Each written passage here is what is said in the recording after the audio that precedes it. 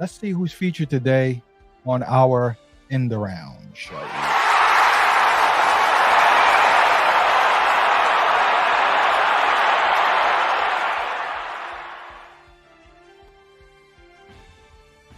On deck today, we have featured the Detroit Pistols, who I said we will talk about again.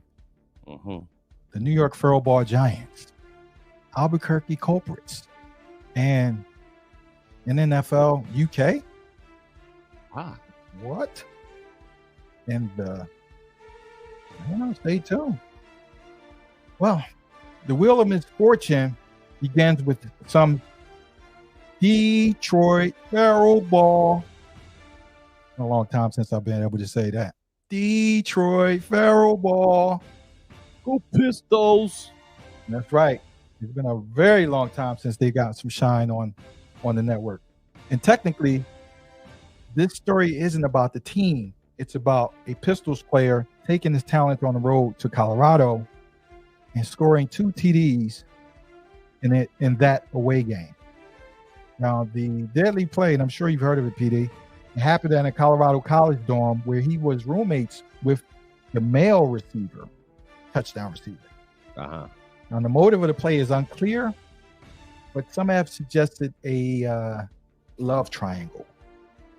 Maybe she went black and did go back, and he didn't like that. So, I see. Pat. Maybe that's why they don't go back sometimes. Because the Detroit man, Nicholas Jordan, 25, shot him to death. Yeah. So, yeah, if you go back, you know what happens if you go back, right? I'm just saying.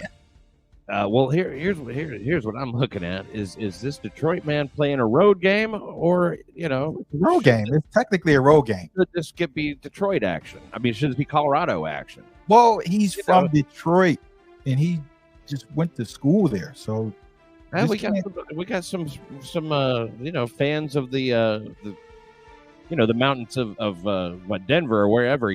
What's the team over there in Colorado? Yeah, the Denver Nuggets. Denver, they very well may be sort of like, hey, wait a second, you're taking our shine, you're calling this a Detroit thing, and Well, so I'm not technically calling it a Detroit thing. It doesn't. The team did not make this play, but the player took his talents on the road, which I think is an indictment against Detroit, because they can't keep this type of team. Well, because a great player, was on the road playing for Detroit. I mean, you say it's not a Detroit thing, but what's that logo I see up at the top of this story? Well, where do you think he learned how to play? Where do you think what farm system did he grow up under? And you know what I'm saying? That's inconclusive. Okay. But I'm just saying. Now, You want the credit to go to Denver? No, not necessarily. Just food for thought. Thought. All right.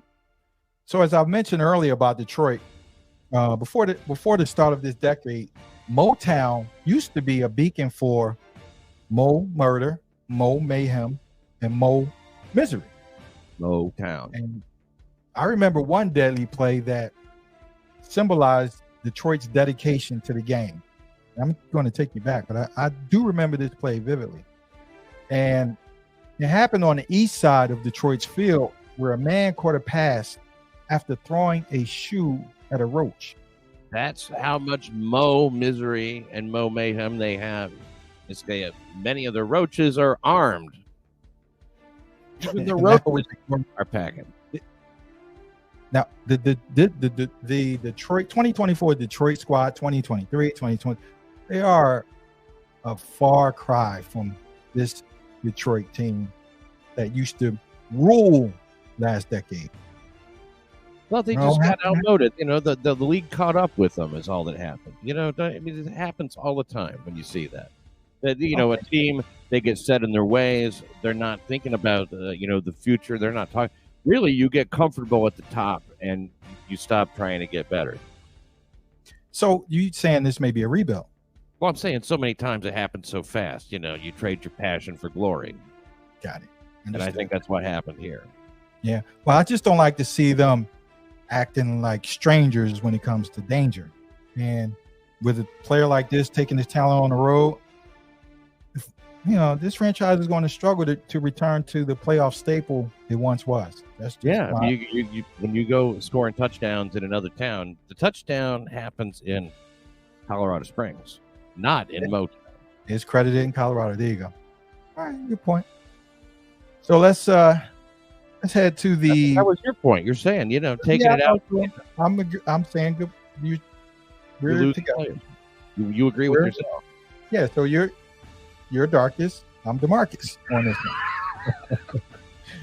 So let's go to the Rotten Apple, where 31 members of the Bloodhound Brims gang were removed from the field for 18 passing plays. One was a teacher. One was thrown to a teacher. A TD pass was thrown to a teacher in front of her 10-year-old daughter. Now, PD, do you remember when I said that GM Adams is padding the roster with borderline players to accommodate the inevitable loss of players? This is one of those inevitable losses. Injuries, training camp, baby mamas, just distractions. But I said that he was going to make sure that they don't suffer when the inevitable happens. And GM Adams is padding the roster with borderline players, and in plain sight. And I think many teams should take note of that. Well, are you presuming that all 31 members of the Bloodhound Brims are going to go to training camp for very long? Good point. I mean, 18 shootings, 31 members. That means somebody's driving, and that means somebody's going to roll over. I think that we can look for this to not be the mass, conviction to training camp that we would wish. I think that what we'll see is half of that, maybe around that. But it never hurts to pad the roster, and Mayor Adams he's a lot stronger GM than people really give him credit for. Mm-hmm. Yeah. Well, do you think that this loss? I don't think any other team will be able to respond after losing 31 quality players at once. I just don't see. I think it would severely handicap other teams, but GM Adams has put this team in position of strength. That's right. And the football giants are going to be, and I love that logo, by the way. I love that logo. That would look good on a t-shirt. Is there a t-shirt of this? I think they're the t-shirt of all of those up there, except NNFL UK, because we're not really, it's fairly even. Feralball. Yeah, it's all available at the Pro Shop and then NNFLnews.com Pro Shop. So it's NNFL News.com/Pro Shop. /Pro Shop. Yes, sir. /Pro Shop. I'm getting one of them. I like that. Right. There you go. Tell them I sent you. All right. Okay. So since we're talking about borderline players, that porous New Mexico border will make Albuquerque Culprits an up-and-comer to watch. Listen, Albuquerque will be a team to watch.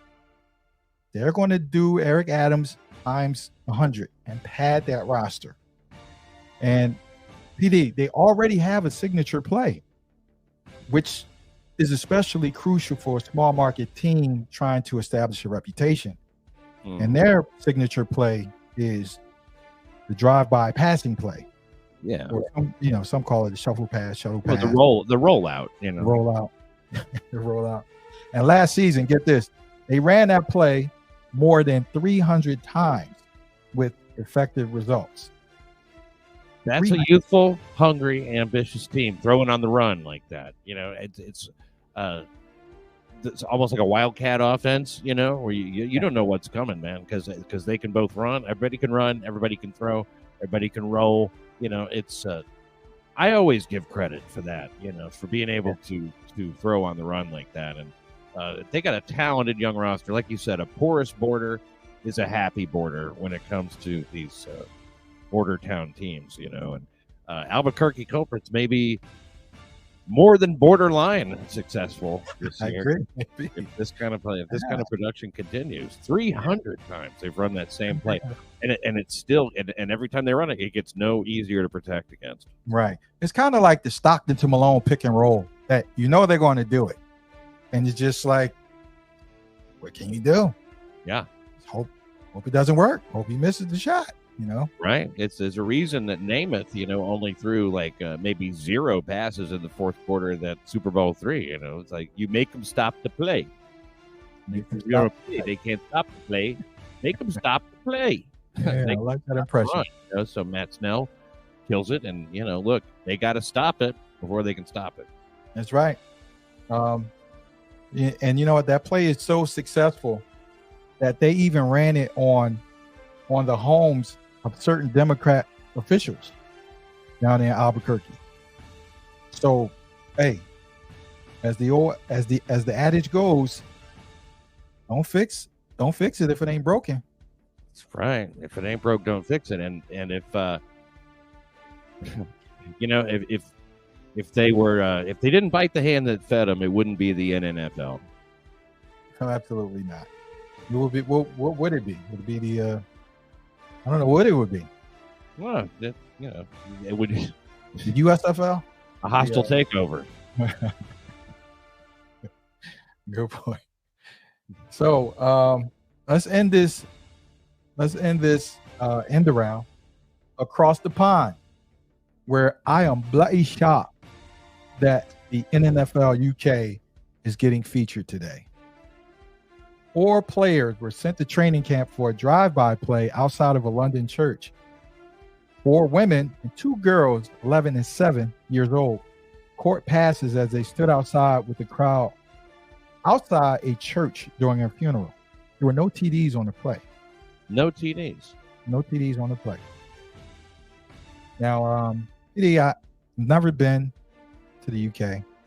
No, I haven't been to London specifically. And I thought knife violence was the thing over there, since guns are banned. I think that much. So I was surprised to see that this was an actual passing play, as opposed to the supposed to counter giving. It's a common misconception, because when you ban the passing play over there for season ticket holders. Well, you're not really banning the pass for the players. Players are going to get the ball. Yeah. And we know that all too well here. Yeah. But season ticket holders, they obey the rules. They watch the game, and they watch it without the ball in their hands, don't they? Well, they can go outside and play some cash. Well, it might be some time before